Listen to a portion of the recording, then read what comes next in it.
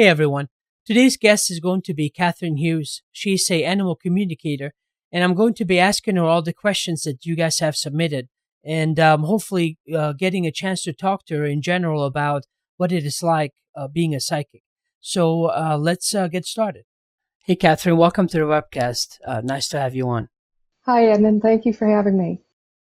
Well, I figured we'll get straight to the questions, and I'm pretty sure when we're done, I'll ask you some questions of my own, Okay. and let's.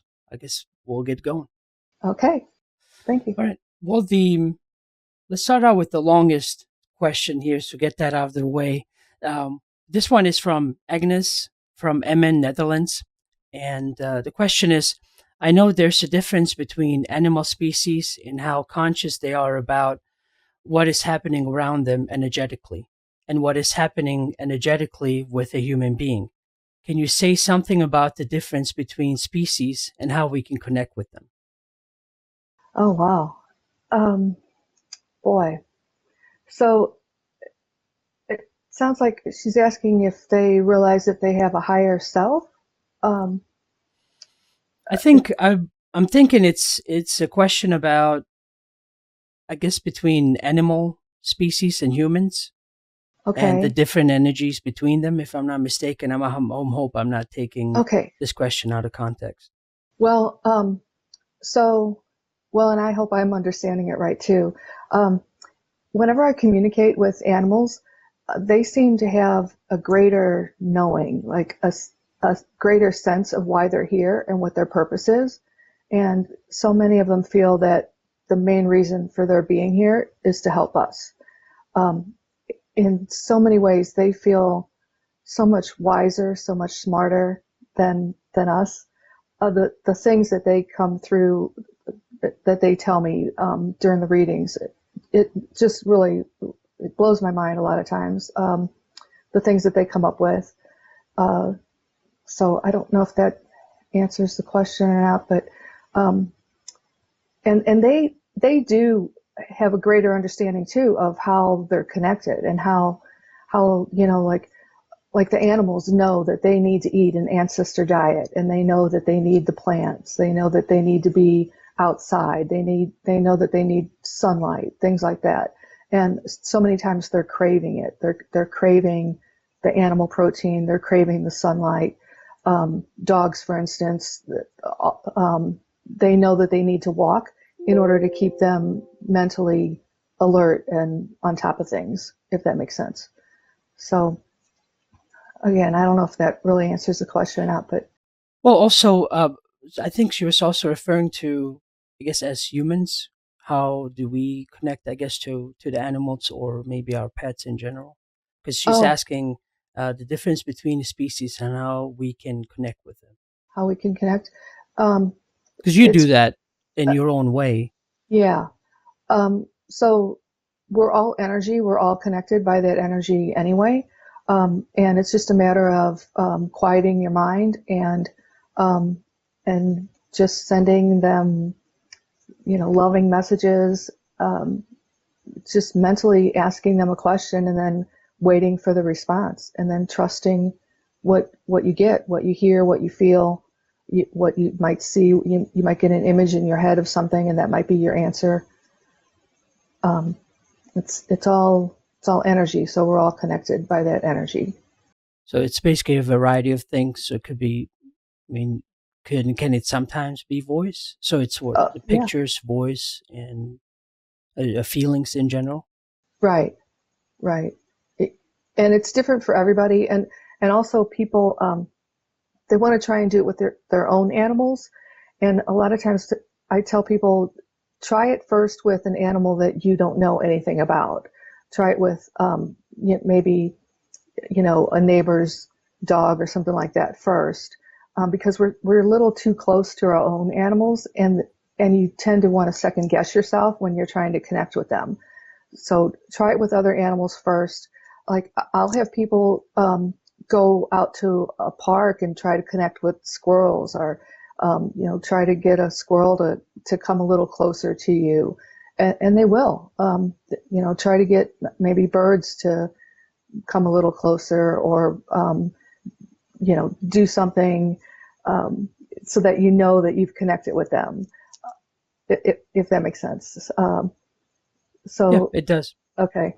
Um, so I I always suggest that you start with an animal that you don't know very well, and then as you see the evidence, or as you get confirmation that you're actually connecting with those animals, then start working with your own animals, and and really just trust what you're getting. I believe that the way I communicate with animals is the way we've always connected. We've always been doing this, and I feel that everybody has the capability of doing it. It's just a matter of relearning how to do it, and learning how to just quiet your mind, and not question, not try to put your own ego or your own thoughts into it. Just trust what you get and go with it. It's simple enough. Yeah. This one is from Christy, of course. My wife, she had to put Okay. in or sneak in a question there, especially Oh, I said hello. when she found out it was going to be you. Oh, Um, the question is: are animals aware of their higher selves, their guides, or their purpose of being here? well, it's kind of like humans. I don't know that we're always aware that we have a higher self, but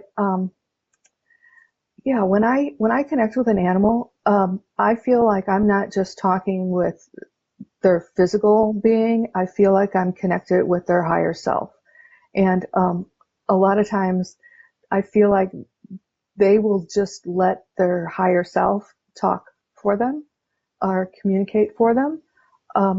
Because so many times I'm able to connect with an animal that's sleeping. Um, they're not, or an animal that's just not physically in the same room with me. And uh, when they're sleeping, their physical being is not directly communicating with me. I feel like it's their higher self.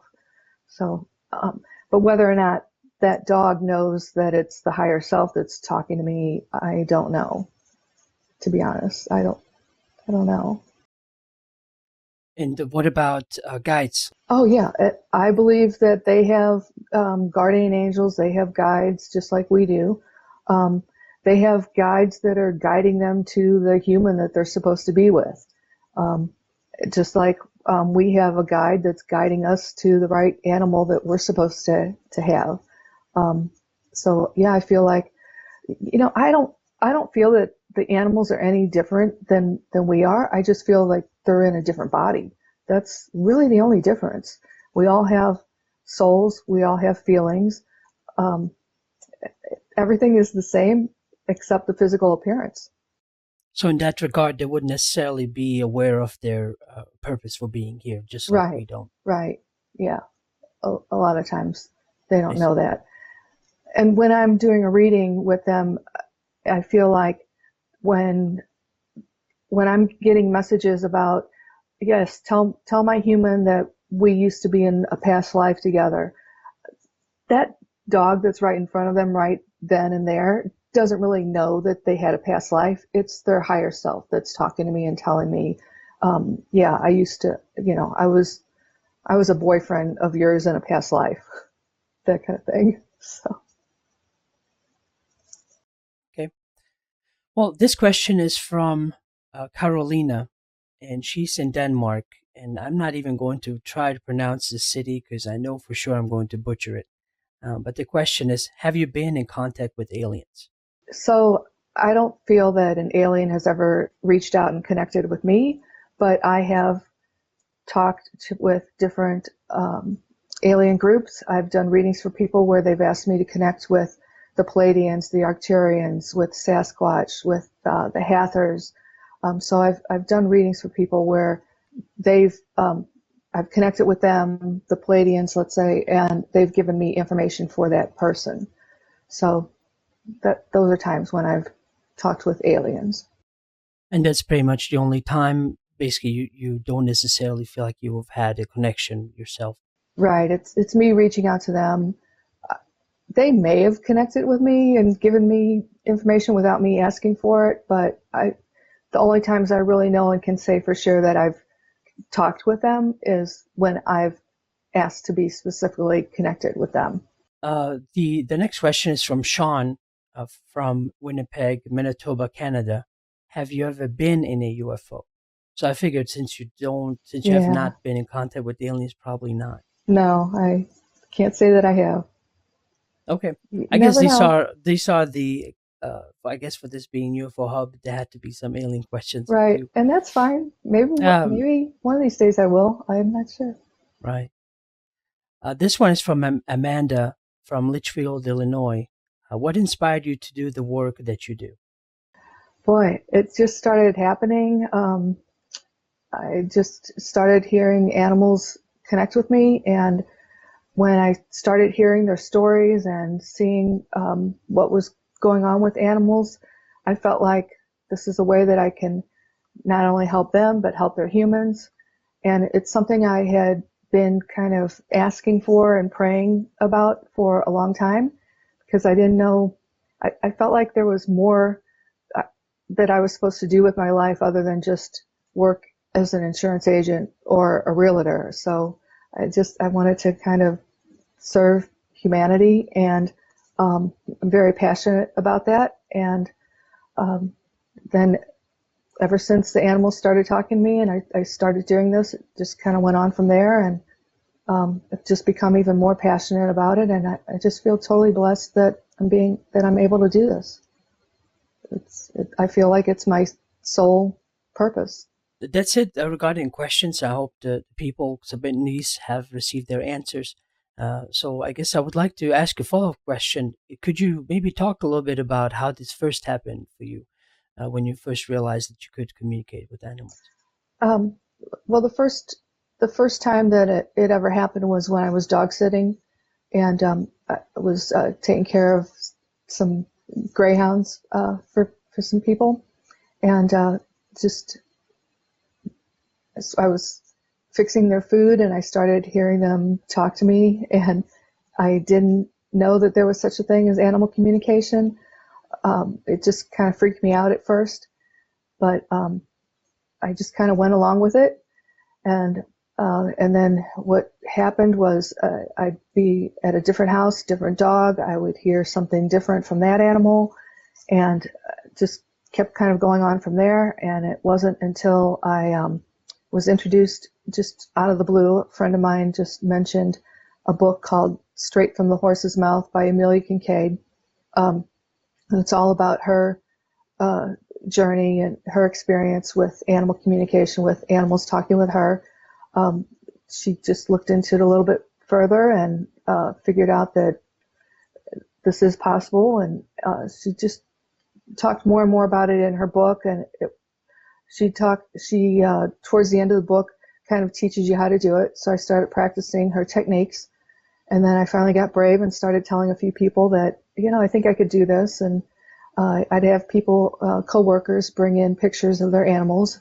I'd go home, sit on my bed and connect with the animal and just write all the information that the animal gave me, and I'd take it back to them and say, well, this is what your dog told me, and they would read what I wrote, and they were just like, you've never been in my house, you've never met my dog, yet you know the color of their food bowl, where they like to sleep, and that kind of thing. How do you know that?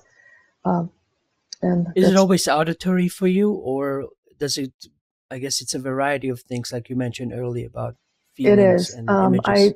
I see, hear, and feel things. So I can feel if they're happy. I can feel if they're sad. If their right front paw hurts, my right hand hurts.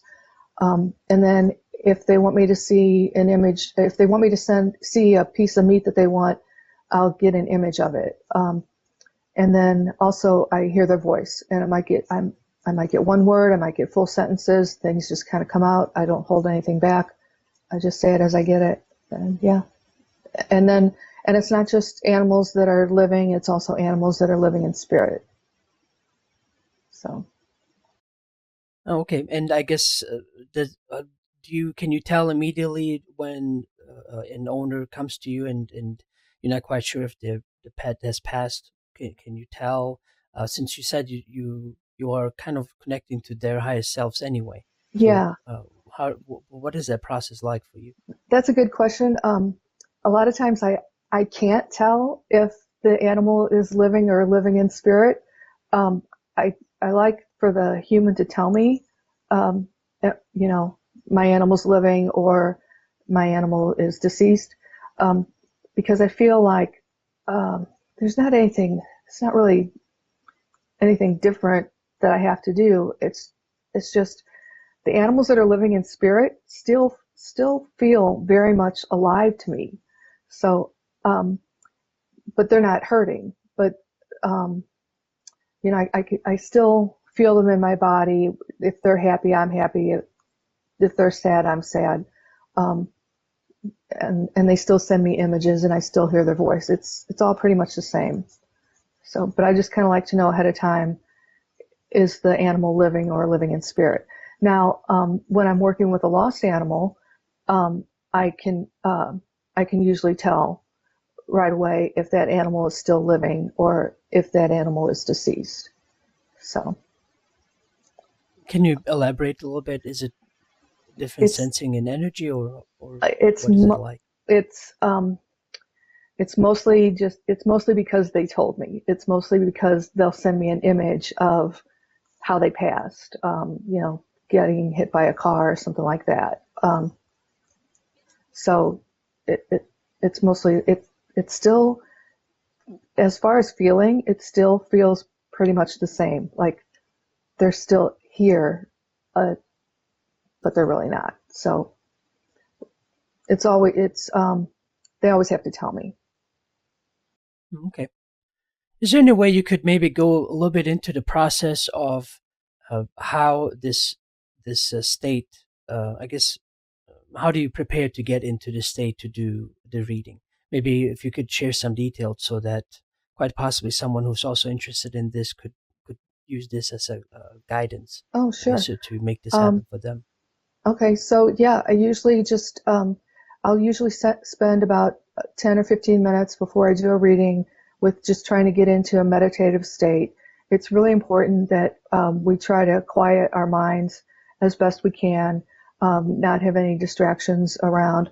Although, I do these now at fairs and other places where there are a lot of distractions. But when a lot when I'm doing these phone readings that I do quite a bit, I really try to make sure that the fewer the distractions, the better. I feel like I can concentrate more and even get more information when I'm doing the phone readings. And I really just ask my guides to take my ego, take my thoughts, take everything away while I'm doing this reading. And I just ask that I be given divine, what I call divine truth, and that everything that I'm about to do be for the highest good of everyone involved, including myself. And so then I open up. I ask to be connected with the animal, and what happens is I feel like a slight shift in my body. I can kind of feel them there, and a lot of times I can. They'll send me an image too of where they are. Like if they're living, a lot of times they'll send me an image of them being, with their, I'm down, I'm laying next to my human, or I'm down at their feet, or things like that. So they'll send me images. So I'm really trying to quiet my mind and kind of trying to pay attention to any image that I get. Um, I want to kind of like hold that image that they're showing me while I'm talking. Like I've got an image of you right now that I'm focused on, and I feel like it's easier for me to have a conversation with someone that I'm looking directly at. You know what I mean? And doing these readings, I can't do that. So I like for them to send me an image of where they're at now or what they look like, so I can kind of hold that image in my head while I'm talking to them. So is that a process that's learned quickly, or does that take some practice? I guess would you consider that like with everything else, the more you practice, the better you get at it? Yeah, it's the more you practice, the better you get. It wasn't always like this. Um, when I first started, sometimes I would just hear things. Other times I would just feel things. But then, but then it seemed like the more I did it, then everything happened all at once, and I was having to really pay attention to everything that's going on with me in order to interpret what I get. I'd have to pay attention to the images that I had and kind of match it with the feelings that I was getting and the words that I was hearing. So it does take some concentration, and it does wear me out after a while. So Yeah, I can imagine. I mean, just out of curiosity, how many can you do per day readings before it starts getting to you? I guess. well, like I just did I do parties every once in a while, and I did a party on Sunday where I did 9 people, one right after the other. And by that ninth one, I was starting to get kind of tired. But then I've done fairs where fairs usually run from 10 in the morning till 6 or 7 in the evening, and I'm doing them one right after the other, usually at a fair with very few breaks. So, and and there's something about that just being, they're fun for me. The parties are fun, the fairs are fun, so it's really kind of energizing. So it's like I never really realize how worn out I am until it's all over. Um, so it's really kind of, like I said, energizing. So, Yeah, because I guess I have a little disclosure because I didn't necessarily mention because I know you well and you've been a friend of mine for a long time. And obviously, you were invited to the wedding when mhm. Christy and I got married. Oh And yeah, we that's obviously great. Well, invited you as our friend. But just for those watching right now, it was almost impossible for her to get uh, any free time or enjoy herself because the second the word got out, everybody wanted to ask questions and just wondered, what about this? What about that? Because I yeah, know a few friends of mine that came by, and because we didn't have that, we didn't have a chance to talk long. But right, I do know right. for those that ran by me, they're like, Catherine is awesome. You know, That's so it's sweet. yeah. And so, and then they loved it even more that they found out you lived in St. Louis where they did, so they could Yeah, get in touch with you as well. yeah, So, yeah. yeah, That was so it's much fun. Yeah, I love I'm doing that glad. I kind of just thing. felt bad because you Oh, know, I yeah, wanted you there as a friend, not to yeah, come by and entertain the crowd with doing yeah. psychic readings. It was But fun. yeah. It was great. So what I wanted to ask, could you maybe share some stories with from the past readings you've done that I guess something that you find important that I guess Um, might be good to know, or something that the Gosh. animal spirits have told you. Well, let's see. I don't even know where to start because there's been so many different things, and we've been talking a lot about me communicating with animals. That's how I started, but from there, like I said, it went from me learning that I can communicate with animals that are living in spirit. Then from there, I started realizing that I can also communicate with humans that are in spirit, with people's angels and guides, and then people like Arcturians and Pleiadians and things like that.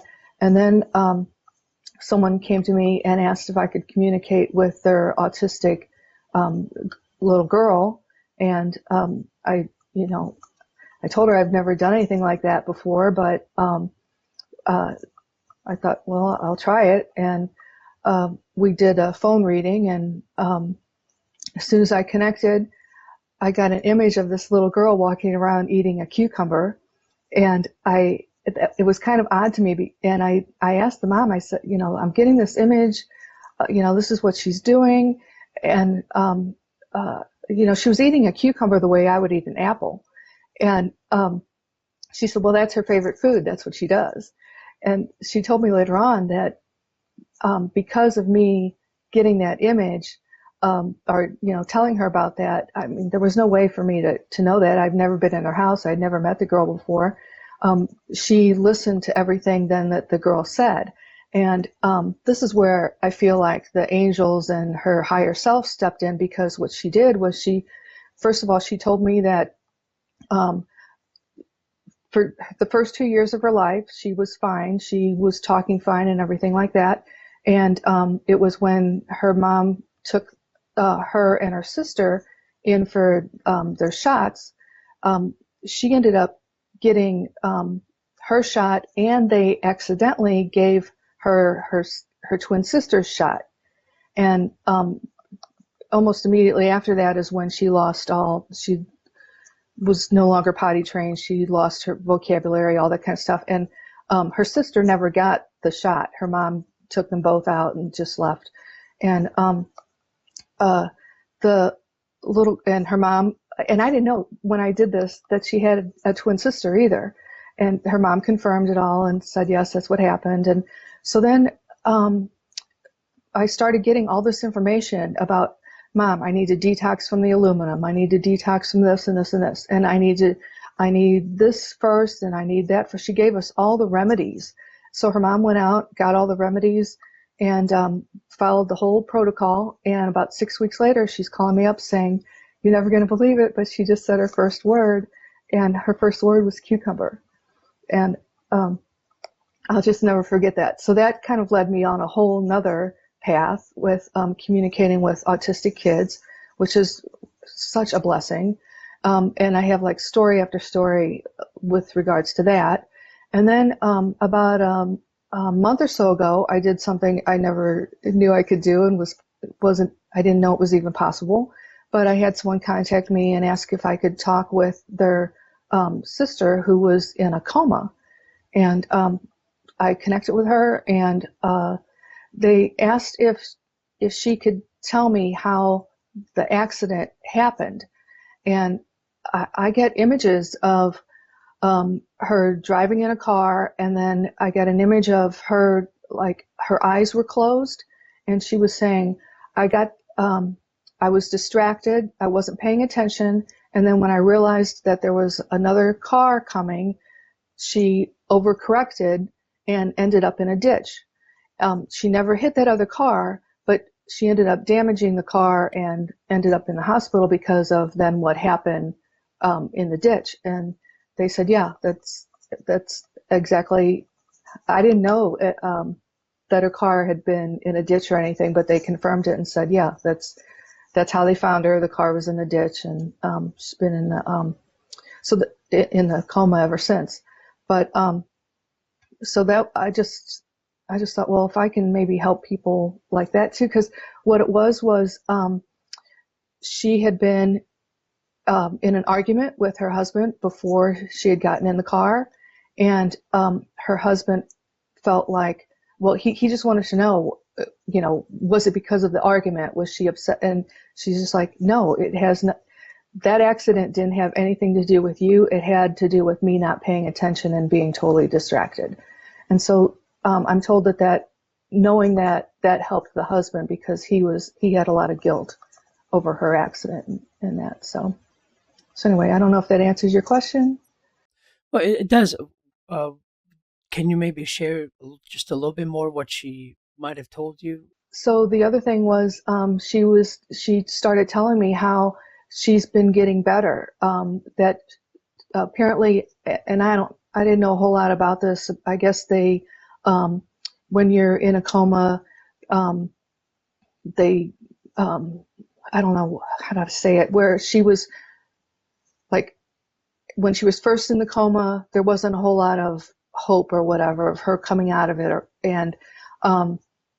But then she was telling me how she started coming around and was a little bit better, even though she was still in the coma. They could tell that, I guess the rest of her body was starting to kind of get better. And she showed me how the doctors, there's one doctor and a couple of nurses that seemed to really take a special interest in her, and that they apparently had gone above and beyond as far as their care with her, just paying a lot of extra attention to her, and kind of like was making it their mission to help her and help her recover and eventually get out of this coma. And he confirmed that, yeah, everybody has been commenting on how this doctor and these nurses have been treating her and everything. They're just like, we've kind of experienced similar things before. We've never seen a doctor and nurses go above and beyond like this, like they are with her. And so that kind of confirmed things. And then also I found out she had a that they have a daughter that is living in spirit. And she was telling me that she sees the daughter and that the daughter keeps telling her that it's not her time yet and that she's got to get better. And apparently she's been kind of saying the daughter's name during this coma and kind of acting as if she sees the daughter. So I thought that was pretty good too. So I felt like that kind of gave him confirmation that, not only did I know about the accident, I knew different things that were going on with her then. Have there been any kind of, what about any kind of stories that, let's say, while you were doing a animal reading, that they might have told you something that totally surprised the owners? Um, Gosh. I know I'm putting you on the spot. Yeah, let I'm me see. wondering if I'm just something trying to comes to think mind. of some recent ones. Uh, Boy, um, something. So there's a reading that I did the other night for somebody, and uh, they, they apparently the dog was coming home, um, acting really unusual, and um, the uh, the dog said, "Yeah, it's that third house that I go to that I don't like, and there's too many animals at that house, and therefore I don't get enough attention. And I want to be able to go to the other two places instead of that third one. I don't want to go back to that third one." And right away they were really kind of surprised that I even knew that apparently the dog goes to three different daycares, and um, it didn't like the third one that it goes to. And the third one was the newest one, so that's kind of how they knew which one. And then they also um, I said see. too that, yeah, that they know that that third one has way too many animals, and it was also a concern of theirs. So now that dog doesn't have to go to that third daycare anymore because it doesn't like it. There's there's too many animals there.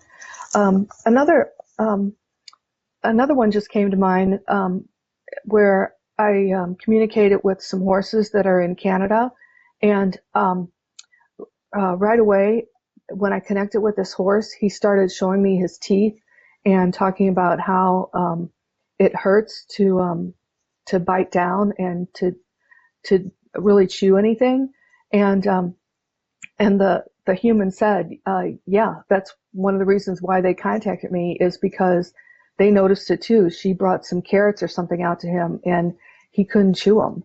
It looked like it hurt to chew them. So he was saying that he had something wrong with his teeth. So um, the follow up to that is they got somebody out there, and I think they're having somebody look into it.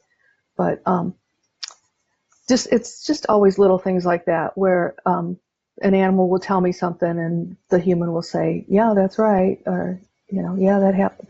But you're wanting to know. Are you wanting to know like something more spiritual? What? Or Anything you okay, like, just basically just to give a overall picture of how people, because I'm sure even people calling you sometimes they're skeptics, and I figured if you're telling them something that they did not know before that could only have happened if you were there, that might change their mind. I assume yeah, yeah, that's why I was asking you just to have you share certain stories okay, that I guess kind of blew them away, that you would have known that. yeah. Well, I just remember the people with the sister in the coma. You know, there was no way I could have researched that ahead of time. I didn't know anything about this. I didn't even know her name or anything until I was on the phone with them. And, there was no way of me knowing that her car ended up in a ditch, but yet here I am telling them that, yeah, the car ended up in a ditch. And they're like, yeah, that's exactly right. That's where her car was. So it's just things Right. like that. So I'm sure for all the readings that you've done, is there, especially for how you connect to them, is there some kind of a animal spirit collective that kind of has something to say about how we live our lives as humans on the planet and interacting with the animals and pets we have, or have you ever had something like that come through? I've never really had any like a collective or anything come through, although that is something I'd like to. I'm sure it's out there. I'm open to connecting with something like that. Um, they don't come through with a lot of judgment. Um, they mostly come through with just information, wanting to um, help us understand them a little and understand what we're doing to them and how we're kind of messing things up with the food that we give them, with the all the shots and the drugs and things like that. Well, can you maybe talk a little bit about that, especially the food and the shots that you mentioned? So so I can't tell you how many times when I connect with an animal, they're asking me for ancestor food, and they they like literally laugh at us for calling it people food. They're just like, that food was here before you were. So how can you call it people food? That's the food my ancestors ate. I need people food. I mean, I need people food. I need food that my ancestors ate. And they always ask for the cleaner the better, and it's the same thing we need. They don't want glyphosate in their body and mercury and aluminum and all that other stuff. Uh, and then, like if it's a dog, well, even a cat too. They're carnivores. They're meat eaters. The more meat they can get, the better. Um, and they seem to know too, when what they need, and what kind of remedies they need. Like a lot of times, after they get back from a vet's office where they've just been given a vaccination, they're out in the yard eating grass and eating dirt, and or even eating feces. And the reason for that is because they're trying to detox. The grass has chlorophyll in it. The chlorophyll cleans the blood and makes the body more alkaline. The dirt kind of works like a clay, like bentonite clay or diatomaceous earth. They're always asking for something like diatomaceous earth to help pull toxins from their body in order to get healthy. Um, so that's the kind of things that I get from them. Are any of the shots beneficial, or is pretty much would you just recommend to stay away? I would recommend to stay away. I believe, I mean, from all the research that I've done, and it like rabies it's a hoax. Um, there's really no rabies. I don't know how to explain it. It's just um, if you go to your individual state website, you can see how many animals they're testing each year and how many of them they're actually finding rabies in these animals. It's very low. It's not even a risk anymore. And to be injecting these animals with the rabies virus, it ends up causing what they're trying to prevent. It ends up causing aggressive behavior. Um, it ends up causing the animals to bite. That you have a perfectly happy dog that wasn't aggressive and wasn't biting until he gets this third round of a rabies shot or whatever, and suddenly he becomes aggressive. That um, there's he that animal didn't just all of a sudden decide to bite someone. And we're causing all kinds of illnesses, cancer, and all kinds of autoimmune diseases in these animals that they never used to have before. They don't get these diseases in the wild, so you have to kind of look at what's causing it. The bagged kind of food that they sell in stores, that's not something, I guess, that um, based on what you've been told, would recommend for them to eat Yeah, all the time or just sometime. a lot of that. what I call what kibble, that kind of stuff. When you look at the ingredients, it's just so unnatural. It's the byproducts. It's full of toxins. Uh, I don't know how to. It's it's not what their body needs.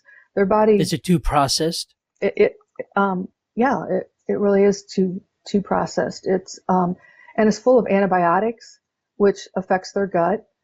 They need things that are going to give them natural probiotics instead of the antibiotics. So it's full of pesticides, antibiotics. It's just not natural food, and the body doesn't know what to do with that. And those toxins end up in the brain, end up adhering to the muscles, the joints, and then they have hip dysplasia, things like that. Yeah, it's interesting. So is there anything else you would like to share in general about what it is that you do, or anything else you would like to say? Well, just one other thing about the food. I can't tell you how many times when I connect with an animal, mostly a dog or a cat, when I get an image of a chicken coop, and they always say, "Mom, if I were out in the wild and I came across this chicken coop, I'd be eating the chicken, I'd be eating the eggs, I'd eat the shell, and I wouldn't be cooking it first." So more of them are just they're craving that protein and everything, and then they're um, they're also wanting it raw. Raw is so much better for them. Um, so that's it kind of about the food. I feel like I've kind of said it. It's just the cleaner the better is what they ask for. And then anything you said, anything else that Sure. Yeah. um, Whatever is on your mind. just I just want people to know that they really are no different than we are. They're just in a different body. They have feelings. Their feelings do get hurt when you call it stupid. They they know what that means, um, and they know that they're really here for us. Um, uh, there's a lot of people you've seen where people say, "Yeah, I rescued this dog, but this dog really rescued me," and that's so true. And they're happy to do that. Um, they want so much to help us, and and they want to teach us too. So they feel like that's why they're here. I guess in conclusion, then, if you could share the website, because I believe you do readings, correct? Yes, I do. And my Yeah, if you could schedule, please leave a website where maybe people that are interested to have a reading with you could go and visit. sure, yeah, it's just CatherineHughes.net. Catherine is with a C, CatherineHughes.net. And my schedule is on my website. So, We'll also have your link in the description below, so they can click on it and okay, directly go there without having to worry about misspelling it. okay, thank you. I hope people that have pets and that are generally loving spending time with animals would Yeah. take some of the things you have to say into consideration, and they might have faced some of the same issues you mentioned with them, and hmm hopefully that helps hmm with I hope the so. answers you gave. Yeah. But yeah, thank you very much, and Okay. I hope we talk again soon, and Yes. yeah, we'll talk later. Thank you for doing this. I All right. really appreciate it. Thanks for being on. You take care. Okay, too.